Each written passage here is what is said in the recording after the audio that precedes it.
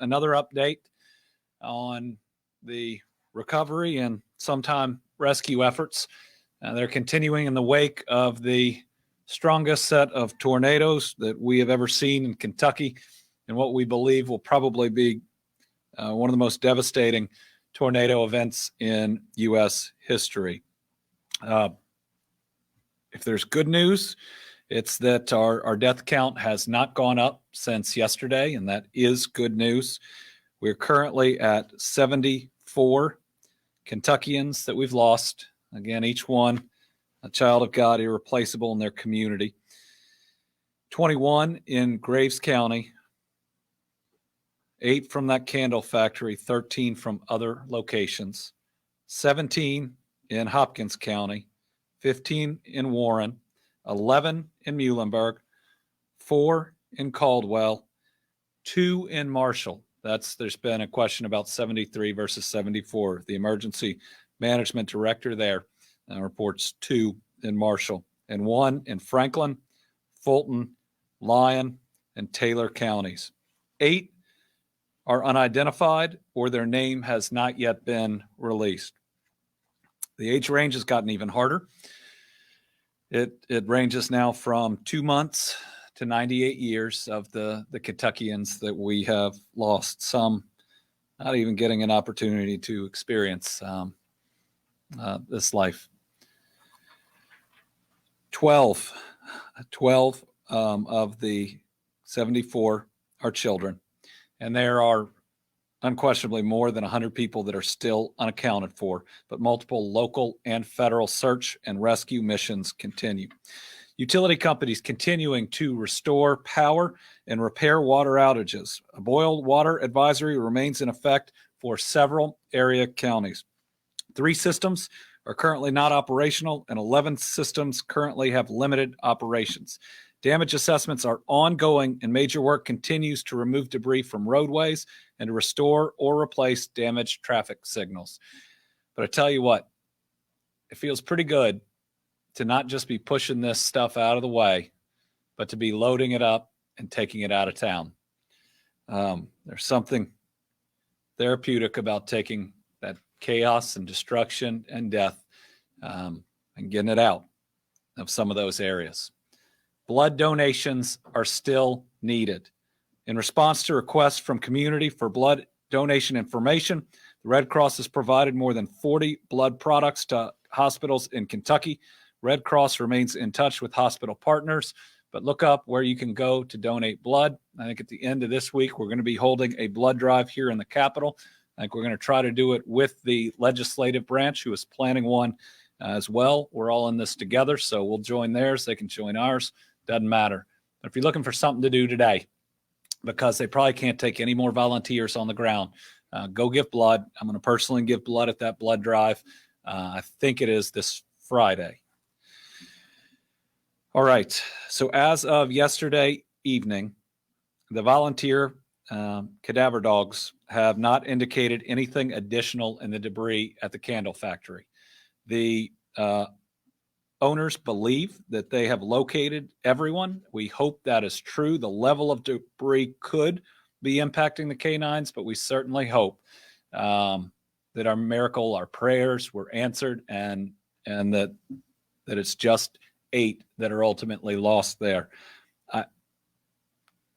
If you saw it in person, you'd believe that's a miracle. The level of absolute destruction in one place is hard to describe when I'm watching a backhoe try to pull a pickup truck off the what was the roof that is now halfway down on top of 15 feet of metal and barrels and the rest. But we want to make sure that we see and talk to every single one of those employees. So the Kentucky State Police continues to request that all Mayfield Consumer Products Candle Factory employees go to His House Ministries Church at 1250 KY 303 in Mayfield. We want to continue to verify the information. And I believe that the company's HR is trying to provide help, and they'll do that at the same time. The number if you don't have transportation, is 1-888-880-8620. That is only for those employees. We want to check on each and every one of them. So as we are finding folks, we want to make sure that we can house them. And we've opened up our state parks with so many families coming in. As of last night, we provided 152 rooms for displaced residents and 67 additional rooms for first responders. Families who are in need of emergency housing can go to their local emergency management office or work with parks directly, and they will reach out to emergency management. Nobody turned away. Everybody helped. If you don't have a house anymore, you are welcome in your state parks. We will take care of you. So if you reside in Lyon, Fulton, Grays, Muhlenberg, Marshall, Hopkins, Caldwell, and have been displaced, again, we've got a spot for you. The following are our openings as of 10:15 a.m. 30 rooms in Kentucky Dam Village. Right now, we've got 32 rooms in addition to that occupied by displaced residents, 63 by first responders. Kinlake, we are today moving a whole shelter of residents. I think it's occurring right now from a church that is taking good care of them to be able to give them their own rooms out at Kinlake. So we're going to be completely full there, but in a good way. That means people are warm. They'll have a bathroom. So 71 rooms occupied by displaced residents. And we have purchased 3 washers and 3 dryers to be used by families that will be available tomorrow. Lake Barkley, we got the power back up. So we had a fire at Lake Barkley before all of this. Because of that, power had gotten cut off. I want to thank Becky Goodman, our Cabinet Secretary for Energy and Environment, on working with the utility to get that back on. So as of yesterday, this happened right after our briefing, 56 rooms are available. Barren River, 6 rooms are occupied by folks who had needed them. 30 rooms are available and cottages are available. John James Audubon State Park, 2 cottages available. And the Pennyrile is full, but we do have cots that we can put in a conference room with showers available on one of the campgrounds, as well as a bathroom. This is pretty neat. Pennyrile does not need additional volunteers because so many people answered the call. So I know there are folks out there that want to help, and thankfully there are hundreds more people just as good inside as you are, with the heart that you have. They've got 55 volunteers currently helping out right there. Nurses and doctors have been on site to provide medical care, and pharmacies have been delivering to guests. Rough River Dam State Resort Park, 40 rooms and 30 cottages available. Yesterday, 16 volunteers were placed at Kinlake, Kentucky Dam, and Pennyrile, and the outpouring of support has been incredible. If you want to volunteer at parks other than Pennyrile, which has a ton, again, you can email andy.kasitz@ky.gov. We do need volunteers to have their own place to stay, though. If we bring in a volunteer and that fills up a room, then we don't have a room for others. So some parks do have camping space for self-contained camping. So that could be one way to do it. Yesterday, my wife, the First Lady, announced a toy drive. And you could see how hard this has been on her, being a mom, just like I'm a dad of 2 kids, and knowing what a difficult Christmas this is going to be for them. Let's shower these kids in gifts.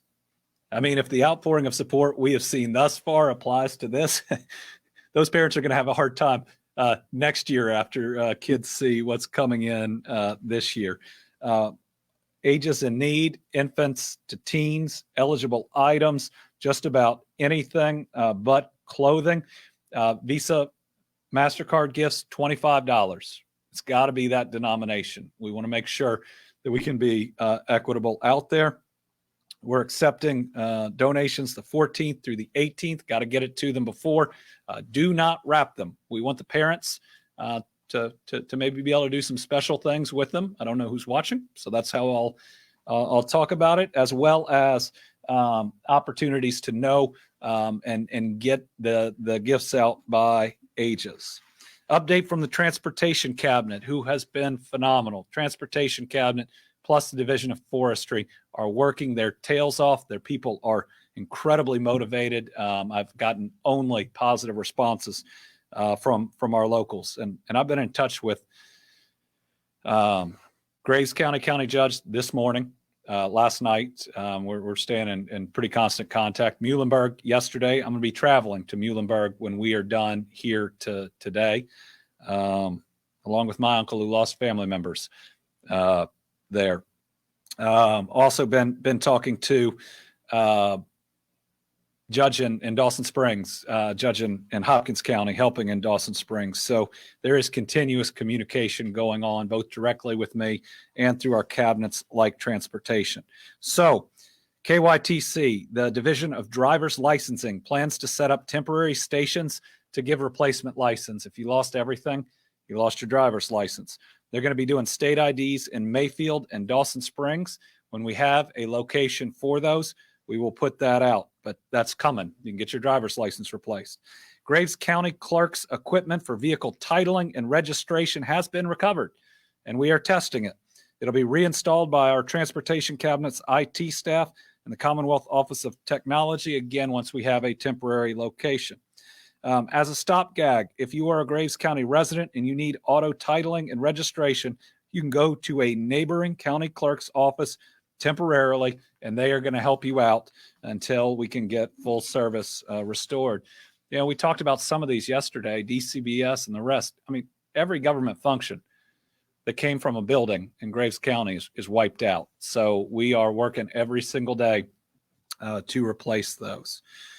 From our Cabinet for Health and Family Services, Jackson Purchase, that's the hospital, in partnership with its sister facility, Lake Cumberland Regional Hospital in Somerset, has opened a mobile clinic in Mayfield to care for non-emergent issues following the tornado. It's operating out of the Lowe's parking lot until further notice. So you need to see a doctor, but it's not life-threatening. You're in the area, go to the Lowe's parking lot, and they have a mobile clinic there. We worked with Graves County Emergency Operations Center and the health department in setting this up.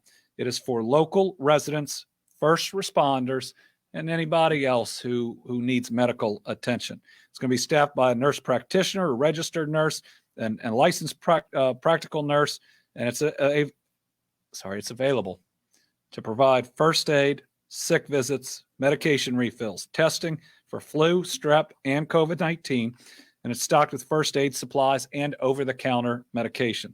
It's open. It's accepting walk-ins all day long. They want to help you. The support for the Team Kentucky Fund, the Team Western Kentucky Tornado Relief Fund, has been nothing short of extraordinary. And we're going to be real careful that this fund, a large portion, is available in the needs of Kentuckians that are going to continue long after most of the outside help is gone. Now, what we see looking back on the management, especially of the spending, after all major disasters, is a whole lot gets poured in right away. And then there's not any money left for really expensive things that occur 6 months, 8 months, 9 months in. And so we're going to be looking at what every other fund out there is doing and making sure that we meet the long-term needs of these residents. Was just talking to a group of farmers, the group that they sell to, totally wiped out. So what are they going to do for income? Not just, again, to get through next week, but to get through the next 3 or 4 months. So to date, 66,829 donations for more than $9.89 million. Every bit is going to go to help these families. The state is going to take no administrative fee at all. We're next going to turn it over to Lieutenant Governor who personally traveled to both Muhlenberg County, where I'm going today, as well as Taylor County, and then we'll get an update from Director Dossett. Lieutenant Governor.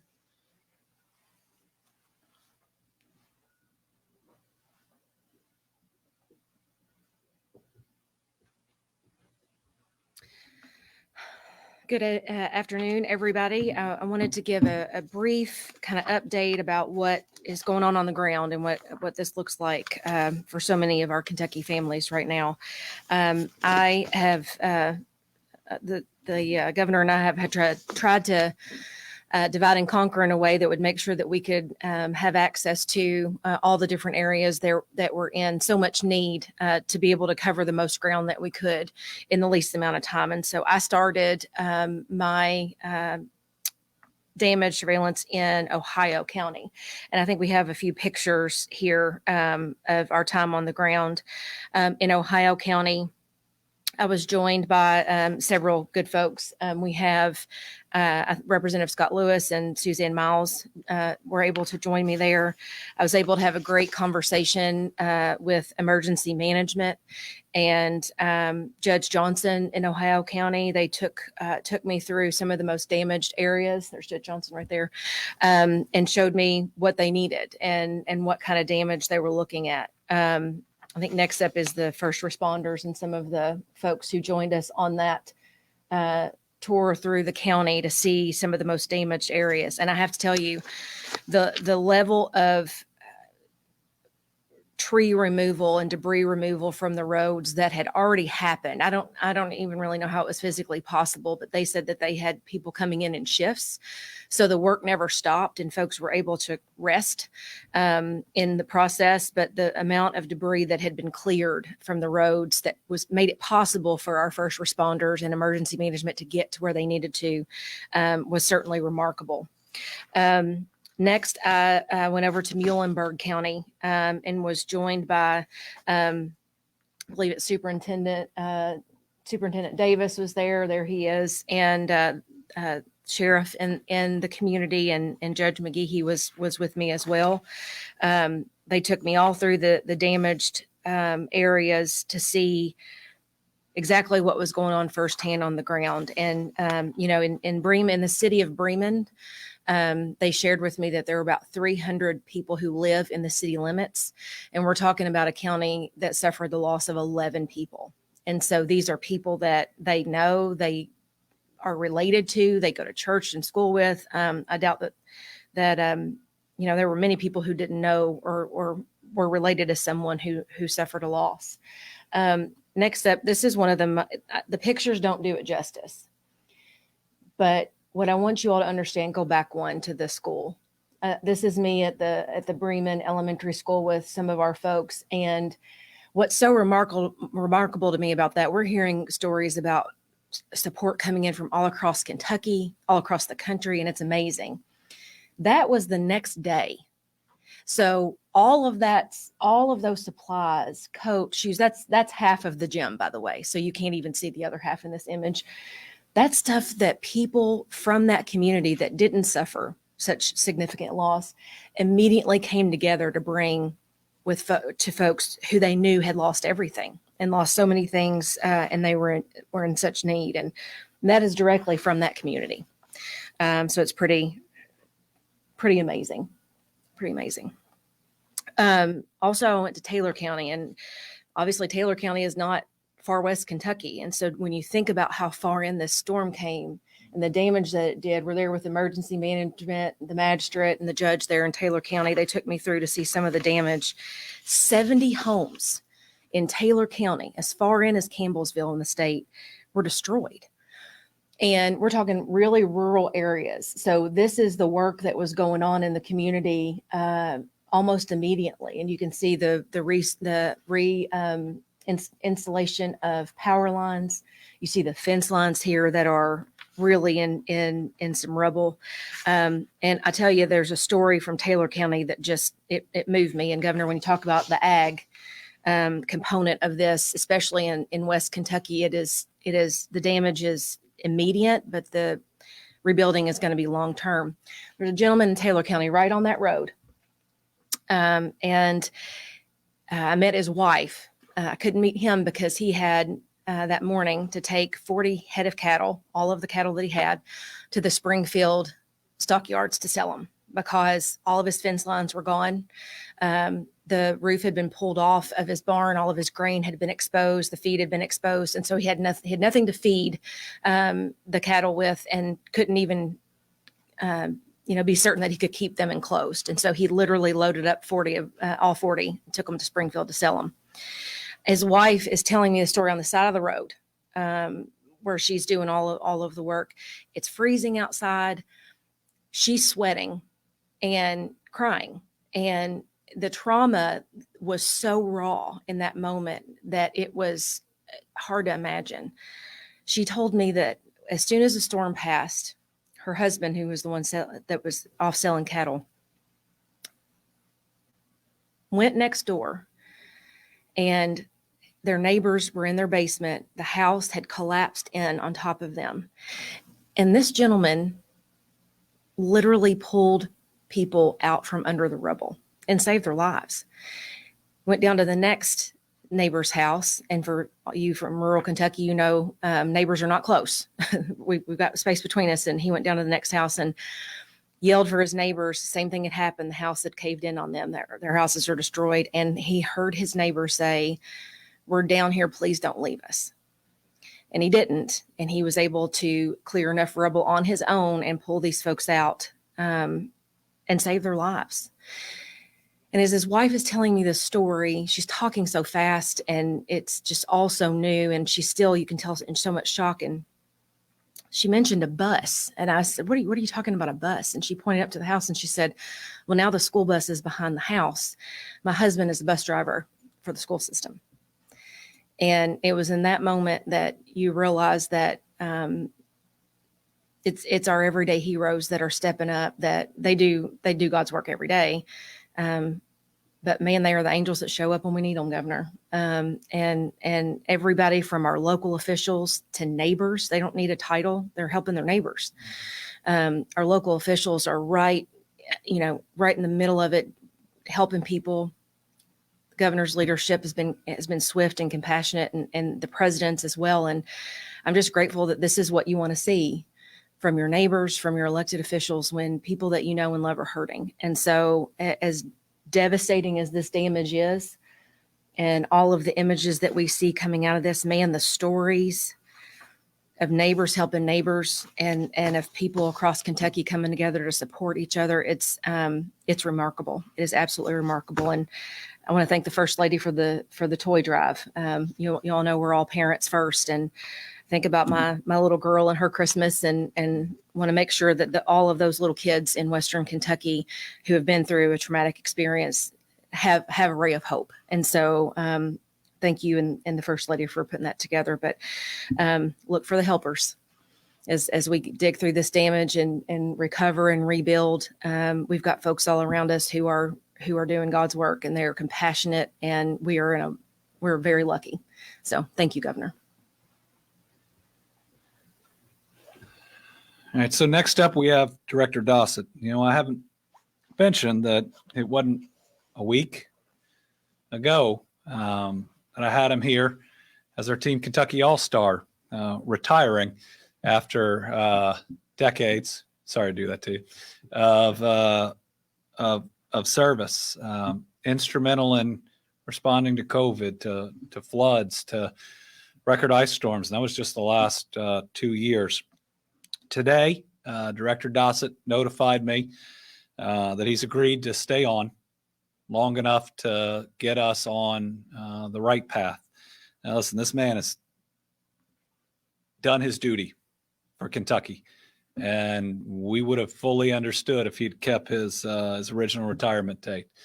But he is sticking with us, and we're grateful. Director Dossett.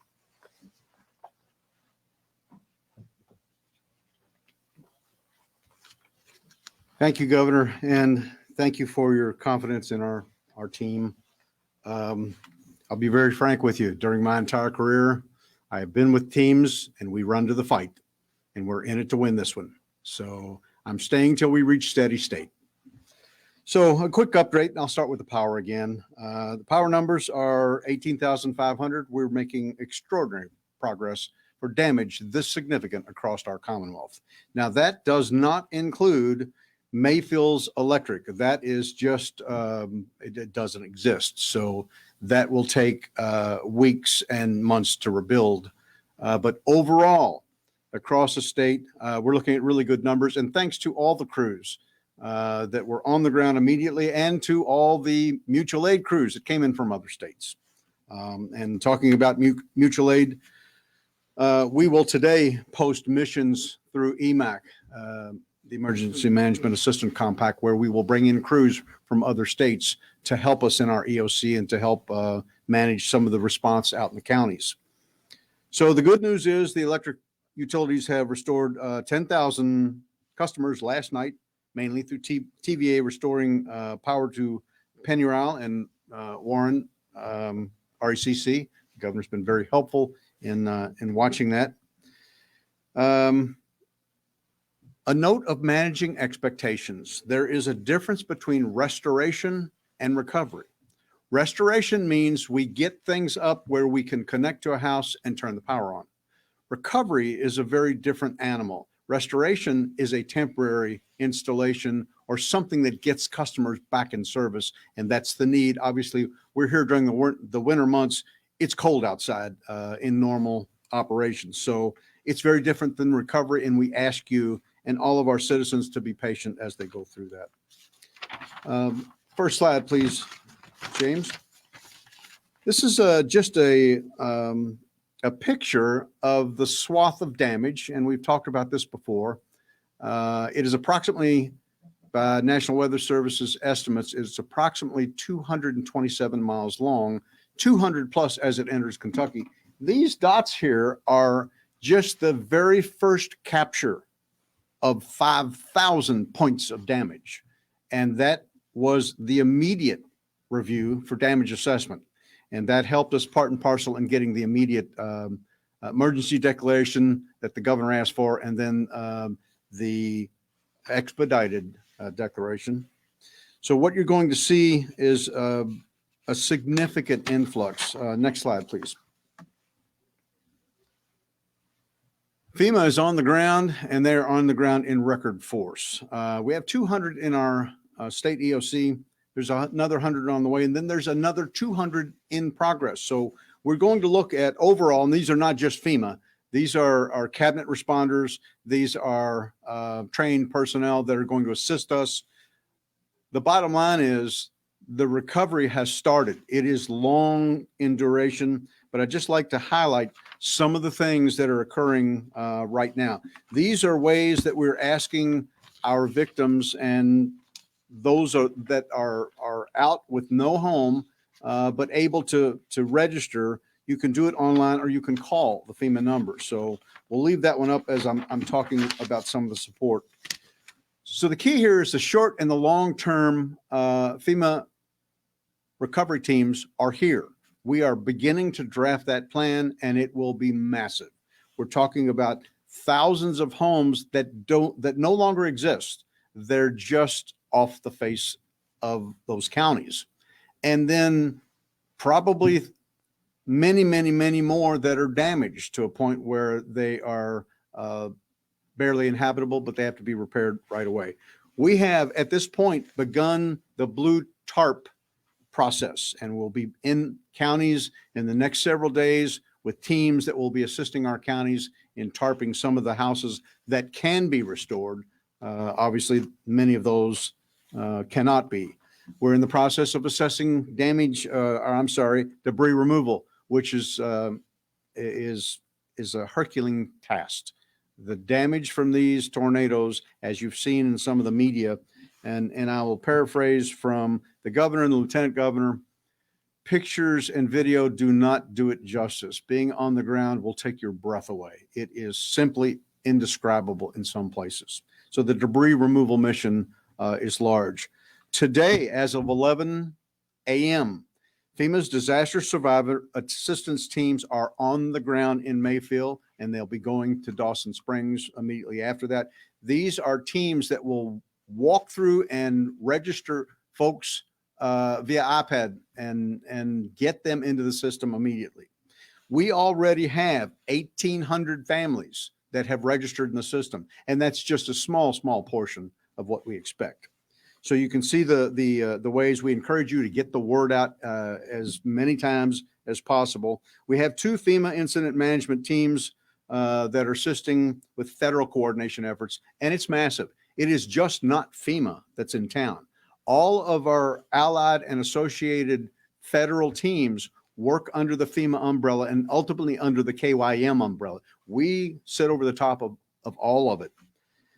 So we have mobile emergency operations vehicles. These are basically vehicles that provide satellite and data in areas that we can get into that have no service.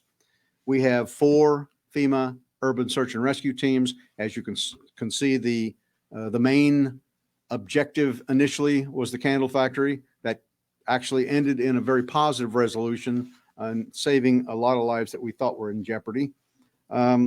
We've also asked FEMA, and they are on the ground with these commodities. They're supplying us with meals, cots, generators, toddler kits, pandemic shelter kits, and everything needed for an interim beginning to get back. So again, we're urging all of those impacted to register, and we will update you periodically. Thank you, Governor. We continue to work to try to get an estimate of damage. That process is ongoing. Deals with both taking maps of how the tornado moved and overlaying it with PVA and other information. So again, we don't have any figure at this point, but it is enormous. 568 National Guardsmen now supporting our efforts. It includes 79 that are doing search and extraction and fatality search and retrieval. 52 clearing routes in support of the Department of Forestry. I think that's going to grow a little today. 74 military, police, and air security forces on law enforcement augmentation. That's working with sheriffs and others.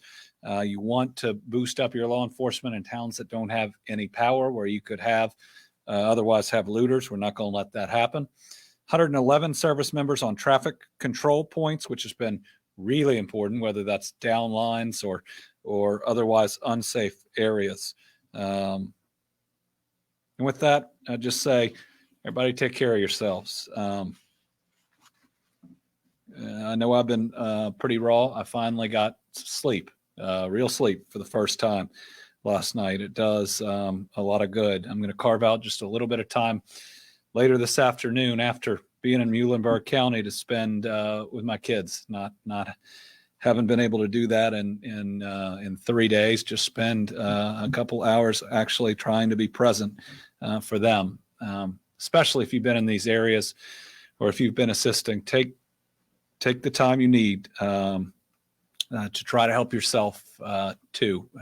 A lot of trauma that goes along with it, and we're going to need a lot from people over the coming weeks and months. Remember, for us in Kentucky, we're going to be working to rebuild long after the rest of the country has moved in a different direction. So let's stay strong.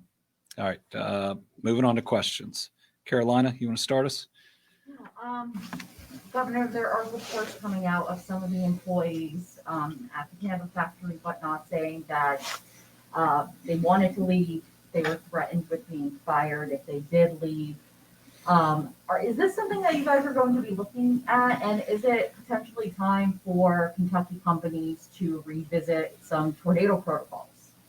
Well, certainly after seeing a tornado like this, I think we all ought to look back at protocols. Anytime you lose 74 people statewide, let's see what we can do better. And I hope there are things that we can do better, but I think this will end up being an F5 tornado that if you're in the path of it, I'm just not sure how much you can do when you see the destruction it is wrought. I haven't seen any direct accounts from the candle factory itself. That's something that obviously people are going to look at. I hope that they did everything right. If they didn't, then that information will come out. So, Piper. Thanks, Governor. I'm just going to follow up. If there are more reports that sort of reveal more information, is that something that Kentucky OSHA will look into? I understand that the state. Oh, yes. Yeah, if there are concerning reports, either out of the candle factory or elsewhere, absolutely, the state through the appropriate agency will look through it. From a timing standpoint, obviously, it's not done the day after or a couple days after, but yes, I mean, everybody is expected to live up to certain standards of both the law of safety and of being decent human beings, and I hope everybody lived up to those standards. Jack Bramer from the Herald Leader. Yes, Governor, to follow up on the candle factory, I think in Illinois, the Amazon building had collapsed. Can you hear me? I can hear you. Yes, Governor, in Illinois, the Amazon factory that collapsed, the federal OSHA investigated that. In Kentucky, I think that's for building collapse, state OSHA investigates. Do you know if the state OSHA is planning to look at what happened at the candle factory?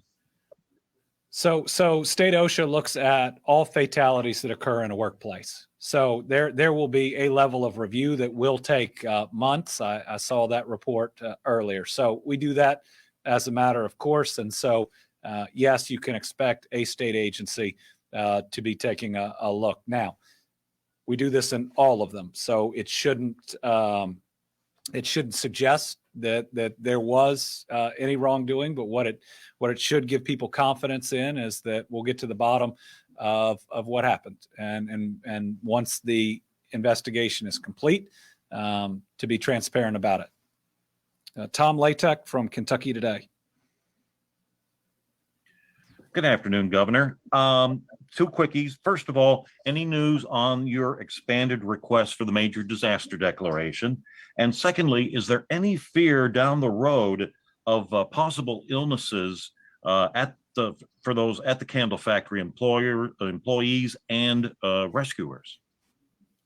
Well, we have health concerns, yes, and we'll have to deal with those as they arise.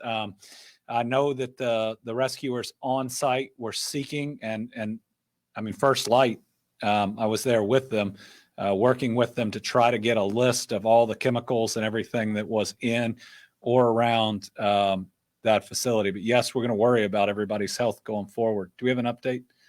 Just a slight. Okay.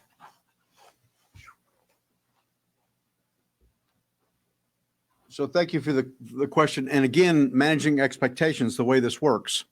While the significance of the loss of life and the damage far outweighs anything this state has ever seen, the process remains the same. FEMA is looking, both the regional administrator is still on the ground in our state EOC right now. So they're looking at groups of counties that we can include. We've written the administrator letter. The governor has asked for 20 more counties. So they look at the group and they look at the hardest hit in varying degrees. And they will bring additional counties into the declaration in small groups rather than ones or twos, because it's simply a more efficient process. So that's ongoing, but it will not be a daily update on inclusions. Thank you. Okay. And to be fair to the administration, we asked for that yesterday, I believe. Yes. We have received declarations thus far faster than we have ever seen. Debbie Yetter. Hi, Governor. Sorry to hear about your family's losses in Muhlenberg County. I wonder if you could provide any more information on that situation. Thank you. Now, this is my uncle who married my dad's sister, who passed away this year too for other causes. He lost two first cousins in the tornado's path.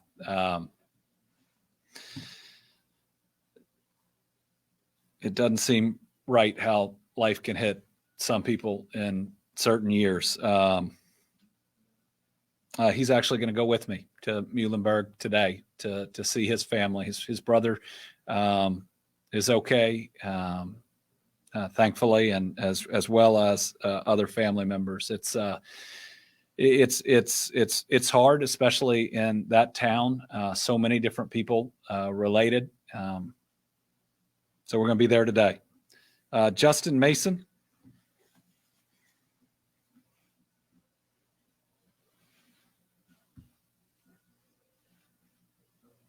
Nope.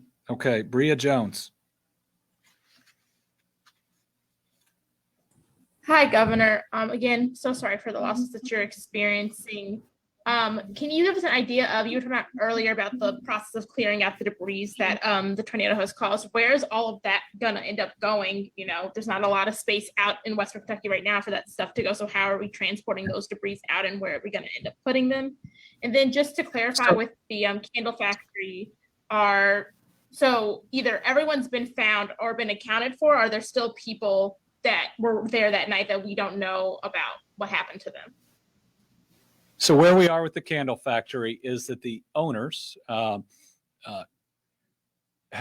stated that they have found everybody alive and accounted for, with the exception of 8 that we have confirmed passed away. We are verifying that information. Thus far, information has been accurate. We haven't gotten through all of it. That's one of the reasons we need people to come to that shelter, the ministries that we have set up.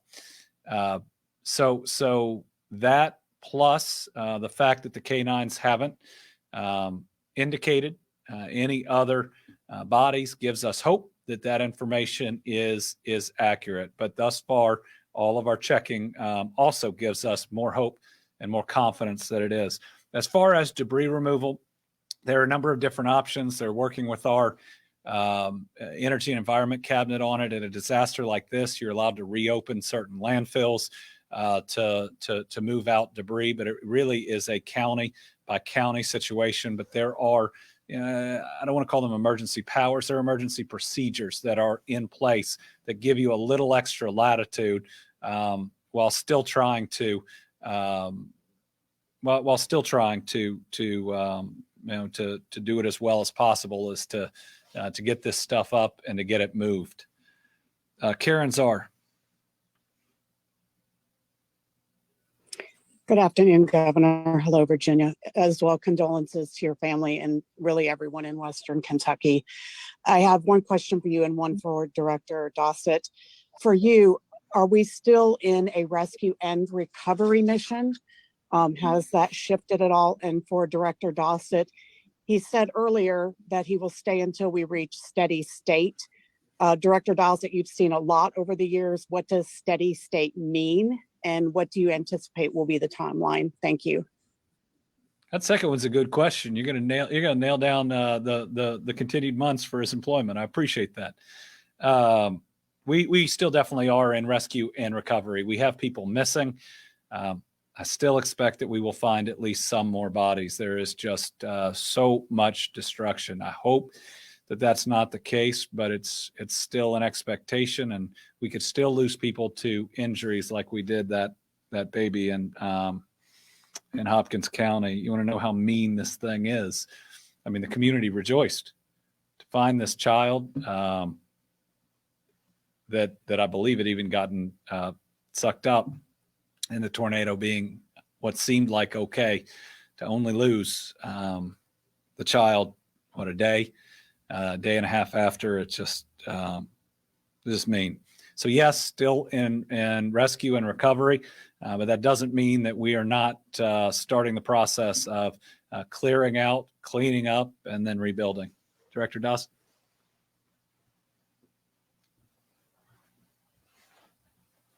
Again, thank you for the question. Steady state doesn't have a date, so I'm going to leave you with that. What steady state does mean is that all of our operational systems and our programs are up and functioning. They're not on autopilot. They will need very clear guidance, not for months, but into the year plus range. just to do the initial work. So steady state can mean 30 days to whenever. So I will tell you that I will remain here until I am comfortable to brief the governor that we're in good standing, that all of our programs are vibrant, they're staffed well, our FEMA partners and our federal partners are all here to stay. So thank you for that. And I have to, just a brief personal comment. My wife was the first one that knew and told me I was not leaving. We all came to that conclusion very quickly. And the governor and I spoke early on in the aftermath, right at midnight before he signed the declaration. He signed the emergency state of emergency order before the clock turned midnight. So I am here. I'm here for my team. I am here for this team, Kentucky, and most of all, I'm here to help. And it's a massive team effort. Help make us whole again. So thank you. All right. And finally, Hannah Saad with the Paducah Sun. Governor, two quick questions. Is the number of missing and unaccounted for Kentuckians, can you give us an update about that number? And also, what are people in Mayfield, what are they being provided in terms of water and resources to electricity? So the missing is certainly still over 100. And we gave a number yesterday. It's nowhere close to accurate. I mean, it had, 5 people unaccounted for in Graves County, and we know it's a lot more than that. So again, work with KSP. If you are missing somebody, it's that same location. We potentially need a DNA sample. And remember, we still have some Kentuckians that we've lost that we have not been able to identify, and other identification information. Folks in Mayfield, we have food, we have water at almost unprecedented levels that are there for them. In fact, the World Central Kitchen arrived to Western Kentucky on Saturday and started providing meals that day. Today, they're opening 6 sites with food trucks. This will help people that are going through what's left of their homes. They include Hurricanes, which is splitting time between First Baptist Church in Dawson and Landmark in Dawson, and another church. We have a lot of churches in Dawson. We have Just Burgers and Let's Get Fried also in Dawson Springs High School. We have Chicago Jerk in Jennings Creek Elementary School in Bowling Green, Rolling Smoke in East Marshall Baptist Church in Gilbertsville, World Central Food Kitchen Truck in Mayfield Fairgrounds, Infinity Farms is by the Lowe's in Mayfield, and 6 community outreach teams that have crossed the affected path of tornadoes. 10 of their employees are here working with volunteers. 2,000 meals, and they're ramping up. They expect to serve between 1,200 and 1,500 meals today, and just so many folks have sent in so much that as long as we know where people are and as long as they know where to come, we got plenty for them to eat. We can get everybody some clothing. I think we just got a big offer from Nike to supply a ton of shoes. I cannot thank America and the rest of the world enough for everything that they are doing for us. Meeting immediate needs is there, and it's the least we can do. And if it provides a little bit of comfort to somebody looking at what used to be a home filled with pictures and memories, and that they'd probably put up the Christmas tree, it's anything we can do to make their lives a little bit better is well worth it. Okay, just a couple of final updates on some things that we had talked about. An investigation with our occupation safety and health compliance oftentimes is about 6 months. So that'll give some timeline. Areas for storm debris, 9 acres identified in Mayfield, still working on finalizing that with the cabinet. And finally, be careful. for scammers. They can impersonate relief or charitable organizations. So give responsibly, give to groups that you know. To avoid becoming a victim, contact your insurance company. Work directly with your adjuster. Save your receipts. Ask the insurance company to recommend reputable contractors to assist with repairs. You can go to bbb.org. That's the Better Business Bureau. And be aware of contracts that claim to be FEMA certified. FEMA neither certifies nor endorses private sector contractors. That is a direct sign of fraud. Don't ever pay up front. Do not sign insurance checks over to a contractor. And if you're helping out one of these families, make sure you follow all those guidance too. Let's not allow folks that have been devastated to be taken advantage of. Thank you all. To the folks in Muhlenberg County, I'll see you here in just a little bit. We stand with each and every one of you. And again, thank you to the rest of Kentucky, the rest of this country, and the rest of this world for your love and support.